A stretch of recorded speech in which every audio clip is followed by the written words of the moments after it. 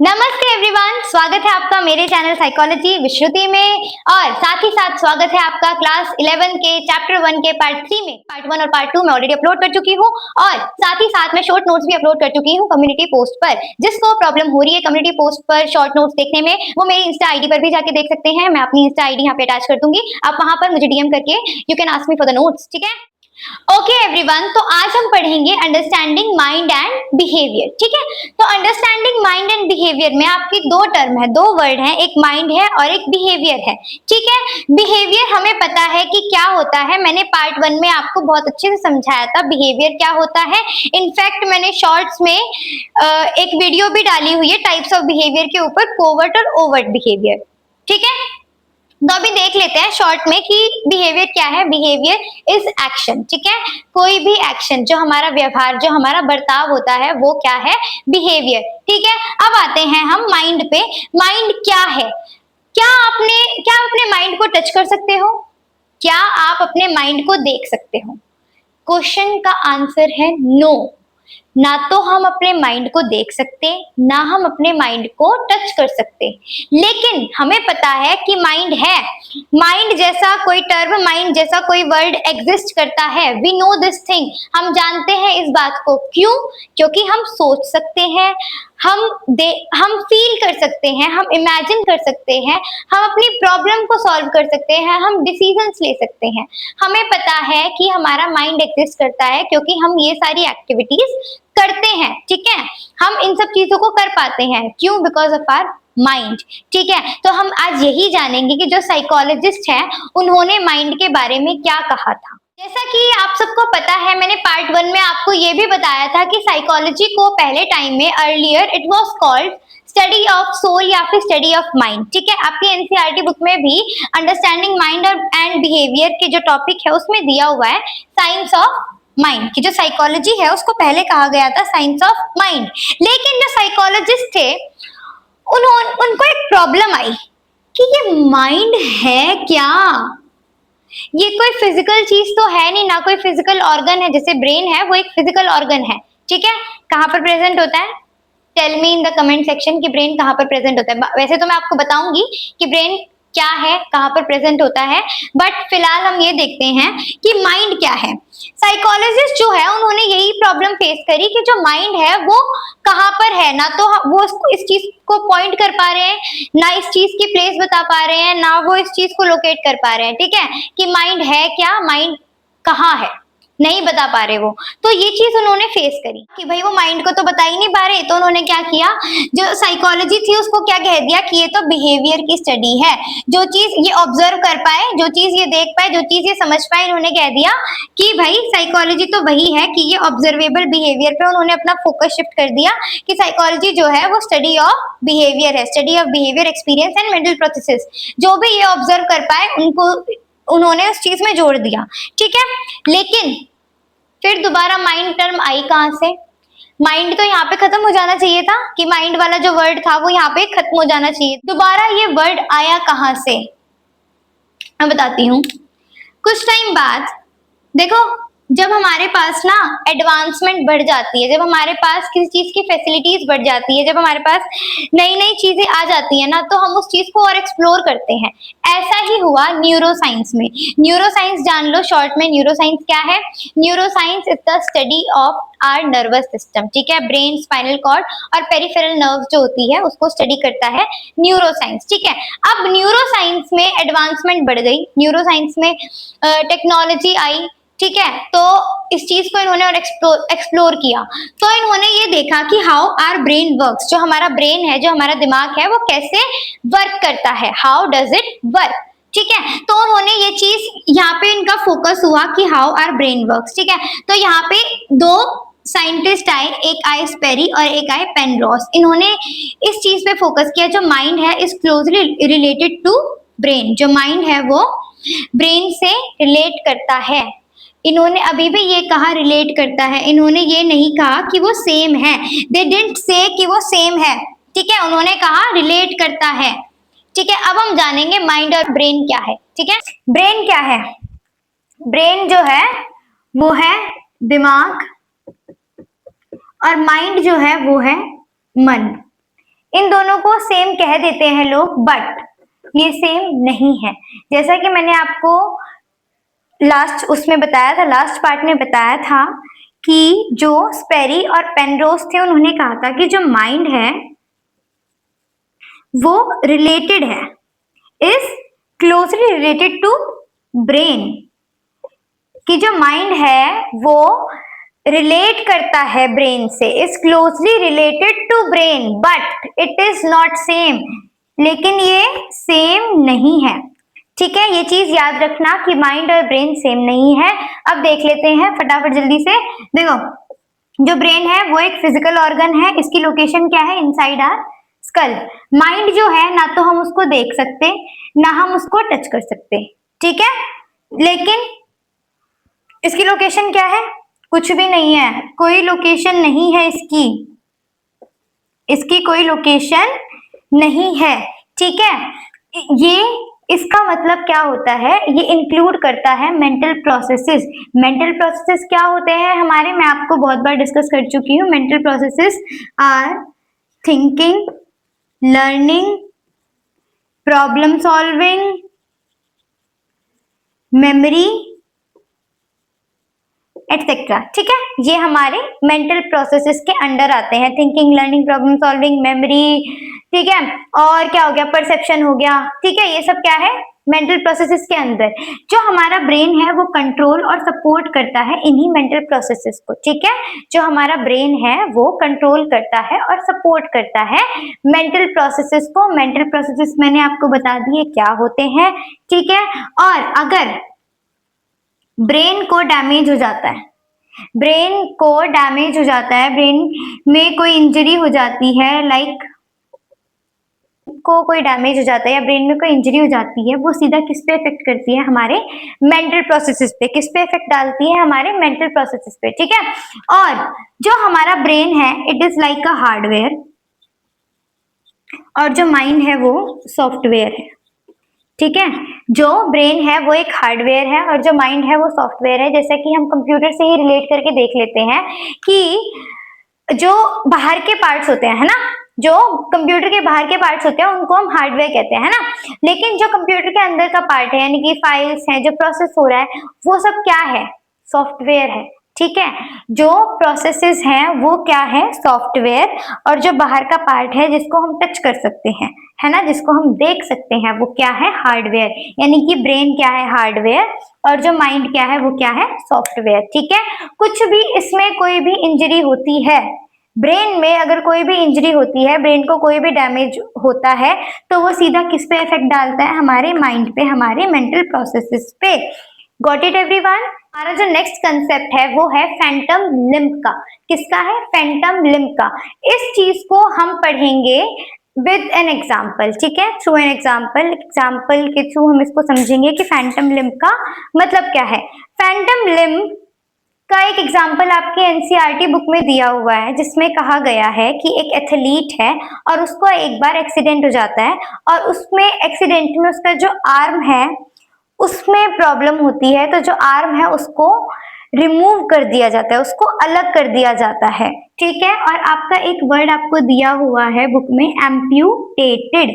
क्या वर्ड दिया हुआ है? एम्प्यूटेटेड। एम्प्यूटेटेड का मतलब होता है सर्जिकली किसी पार्ट को रिमूव करना।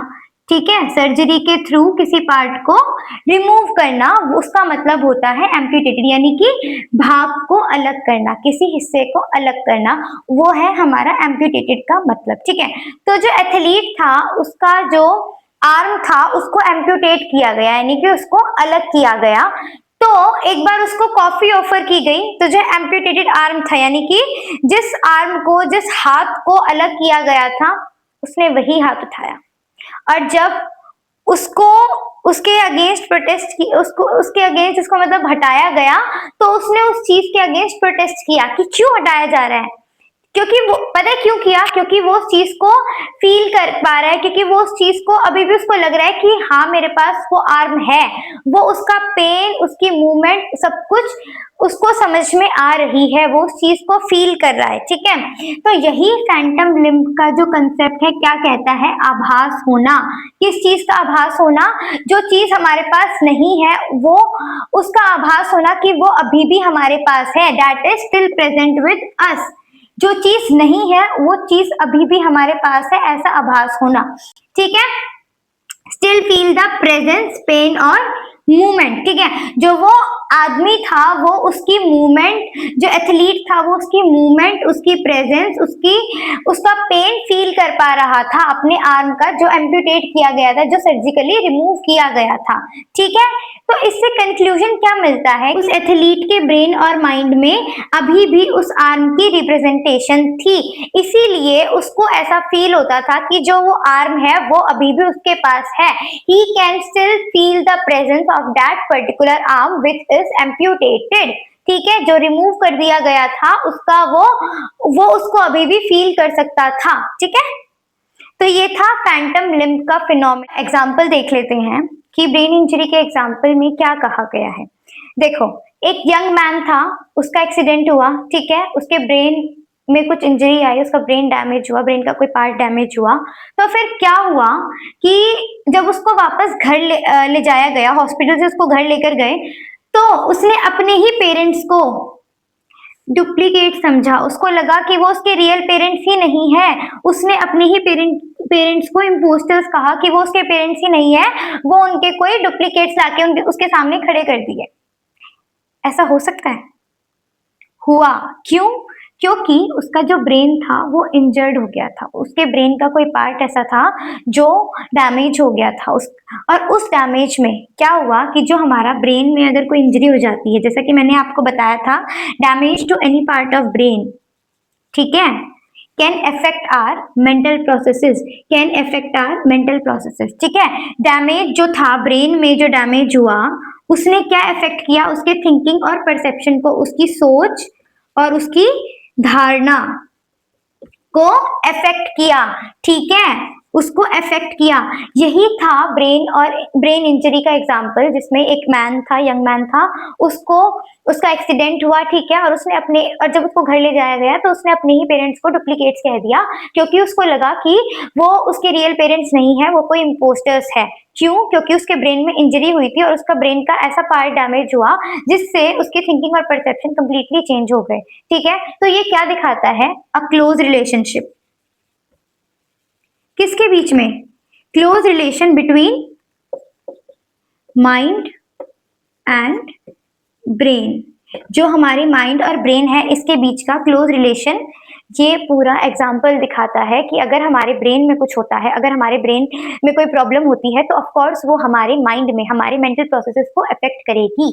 ब्रेन इंजरी और फैंटम लिम्ब का एग्जाम्पल समझने के बाद अब हम बात करेंगे relationship between mind and behaviour. ठीक है, माइंड और बिहेवियर का आपस में क्या संबंध है। ठीक है, तो पहली चीज आप ये जान लो, जो हमारा माइंड है, यानी कि जो हमारे मेंटल प्रोसेसेस हैं, हमारा जो मन है, ठीक है, वो हमारे बिहेवियर को इन्फ्लुएंस करता है, हमारे जो बिहेवियर है उस पर प्रभाव डालता है, उसको प्रभावित करता है। ठीक है, उसके बाद सेकंड पॉइंट आपको ये याद रखना है कि जो हमारा बिहेवियर है, जो साइकोलॉजिस्ट होते हैं ना, वो बिहेवियर को स्टडी करते हैं, किसको जानने के लिए? माइंड को जानने के लिए। ठीक है, क्योंकि हमें पता है कि जो हमारा माइंड है वो हमारे बिहेवियर को इन्फ्लुएंस करेगा। फॉर एग्जाम्पल, अगर आप हैप्पी होते हो, अगर आप खुश होते हो तो आप स्माइल करते हो, है ना? अगर हम खुश होते हैं हम स्माइल करते हैं। अगर हम डरे हुए होते हैं तो हम या तो भाग जाते हैं वहां से, या हमारे हाथ पैर कांपने लग जाते हैं ना? अगर हम गुस्से में होते हैं तो हम चिल्लाते हैं, या तो हम एकदम से एक एग्रेसिव बिहेवियर, एकदम से गुस्से वाला बिहेवियर शो करते हैं, है ना? तो ये सब क्या है? जो हमारा मेंटल प्रोसेस है, जो हमारा मन है, वो हमारे बिहेवियर को इन्फ्लुएंस करता है, हमारे बिहेवियर पे प्रभाव डालता है। आपके बुक में पॉजिटिव विजुअलाइजेशन का, ठीक है, विजुअलाइजेशन का मतलब क्या होता है? अपने ही माइंड में मेंटल इमेजेस क्रिएट करना। ठीक है, कुछ ऐसी धारणा, कुछ ऐसी सोच बनाना, ऐसी इमेजेस क्रिएट करना जो पॉजिटिव हो। ठीक है, उसको हम क्या कहते हैं? उस कंसेप्ट को हम क्या कहते हैं? Positive visualisation. ठीक है, अपने ही माइंड में creating mental images in your mind, अपने ही माइंड में मेंटल इमेजेस क्रिएट करना, मेंटल पिक्चर्स क्रिएट करना, इमेजिन करना, ठीक है, वो क्या है, पॉजिटिव विजुअलाइजेशन। अब मान लो आप एग्जाम्पल के लिए हम कह देते हैं कि मान लो आपको बहुत ज्यादा स्ट्रेस हो रहा है, ठीक है, और उस स्ट्रेस को आप कम करने के लिए आप पॉजिटिव सोचोगे। आप सोचोगे कि मैं एग्जाम हॉल में एकदम कॉन्फिडेंटली जा रहा हूँ, ठीक है, एग्जाम हॉल में एकदम कॉन्फिडेंटली जा रहा हूँ और अपने जो जो भी क्वेश्चंस आए मुझे सब आते हैं, मैं उनको अच्छे से आंसर कर सकता हूँ, मैं बहुत इजीली बहुत अच्छे से अपने आंसर्स को अपनी आंसर शीट में नोट डाउन कर रहा हूँ, ठीक है, ऐसे करके आप वो सोचते हो और आप सोचते हो कि मेरे मार्क्स बहुत अच्छे आए, ठीक है। तो फाइनली आपने ये सब चीजें पॉजिटिव सोची, तो जो वो पॉजिटिव सोचा उसने आपके माइंड पे इफेक्ट किया कि हाँ ये पॉजिटिव थिंकिंग है मेरी, और जो अगर आप पॉजिटिव सोचते हो तो ऑफ कोर्स आपका जो स्ट्रेस है वो कम होता है और जो आपकी हेल्थ है वो अच्छी रहती है। ये अब हम एक स्टडी के थ्रू पढ़ेंगे जो कि थी ऑर्निश की स्टडी, ठीक है। ऑर्निश ने क्या कहा था, उन्होंने किसके साथ काम किया था, ब्लॉक्ड आर्टरीज पेशेंट ऐसे लोग जिनकी आर्टरीज जो थी वो ब्लॉक्ड थी, ठीक है। आर्टरीज को हम हिंदी में कहते हैं धमनी, क्या कहते हैं हिंदी में, धमनी। आर्टरीज का मतलब धमनी होता है, और ये इनको अगर हम डिफाइन करने की बात करें तो ये क्या है, ऐसी ब्लड वेसल्स जो हार्ट से प्योर ब्लड ऑक्सीजनेटेड ब्लड, ठीक है, जो ऑक्सीजनेटेड ब्लड होता है ना हार्ट में, उसको एंटायर बॉडी पार्ट्स में लेकर जाती है, कैरी करती है, ठीक है। तो ये क्या है, ये किसका काम है, आर्टरीज का। तो अब इन्होंने उन्हीं पेशेंट्स के साथ काम किया जिनकी आर्टरीज जो थी वो ब्लॉक्ड थी। इन्होंने क्या कहा कि आप ऐसा पॉजिटिव इमेजिन करो कि जो आपकी ब्लॉक्ड आर्टरीज हैं उनमें से जो ब्लड है वो बहुत स्मूथली फ्लो कर रहा है, उसमें कोई प्रॉब्लम नहीं है, आपका जो ब्लॉक्ड आर्टरीज है उनमें से जो ब्लड है वो बहुत स्मूथली फ्लो कर रहा है। तो उन्होंने वही इमेजिन किया, उन्होंने वही विजुअलाइज किया।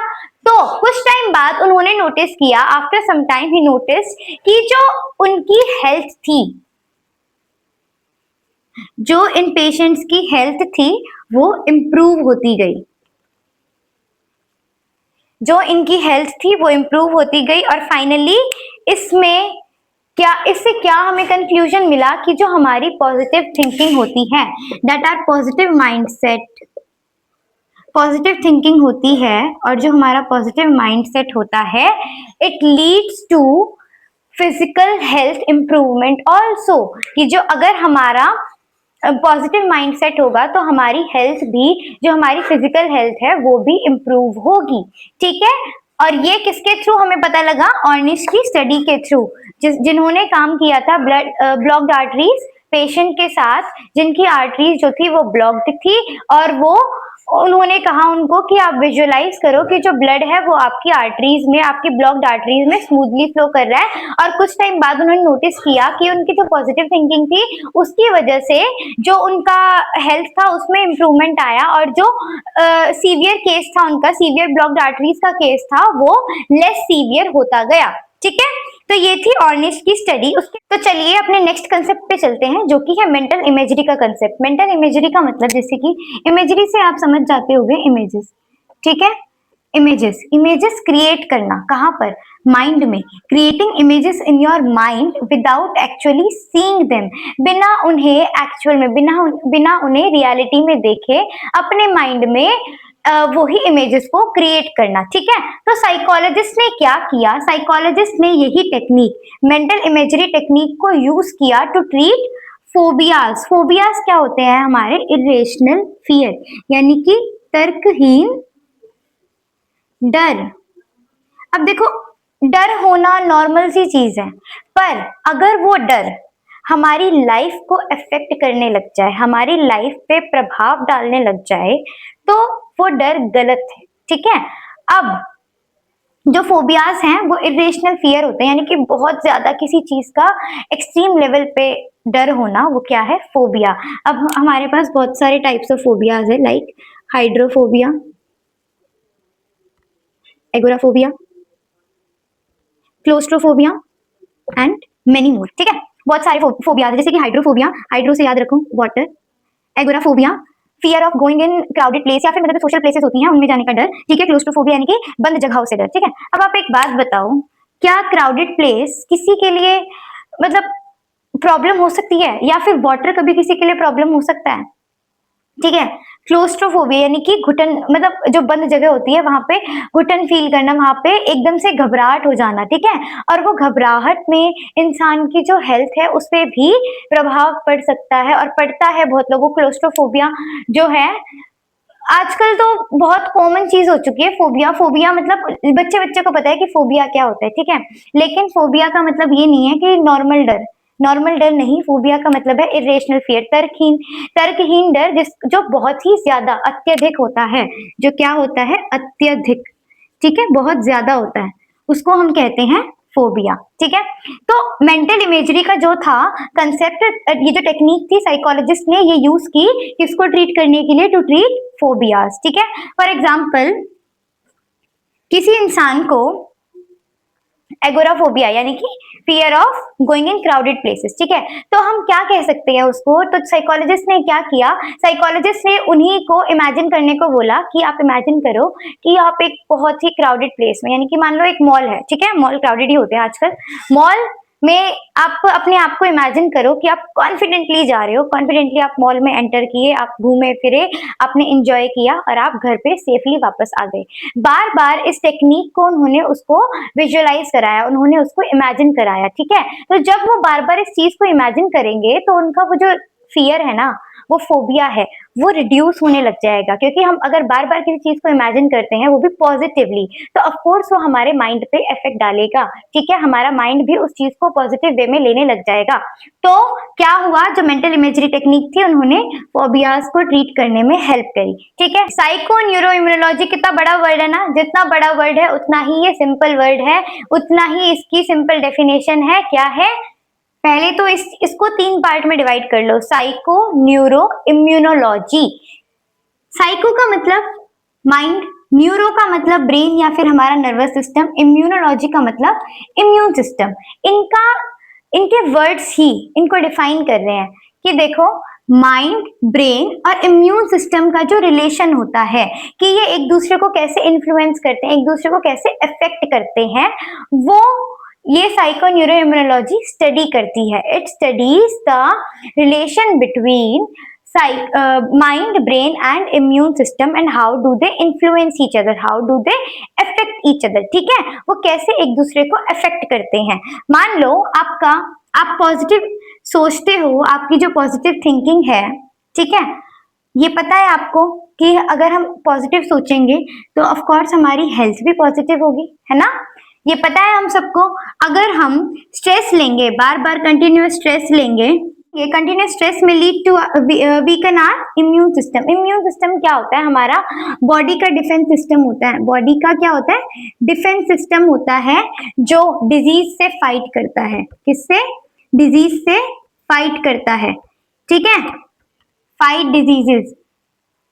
बॉडी इम्यून सिस्टम क्या है? बॉडी का डिफेंस सिस्टम जो कि डिजीजेस से फाइट करता है, बीमारियों से फाइट करता है, ठीक है। और अगर हमारा इम्यून सिस्टम वीक होगा तो हम जल्दी बीमार पड़ते हैं, जल्दी हमको कोल्ड हो जाता है, जल्दी हमें फीवर हो जाता है। यही साइको न्यूरो इम्यूनोलॉजी कहती है, it studies the relation between mind, brain and immune system. आज की क्लास हम यहीं पर एंड करते हैं।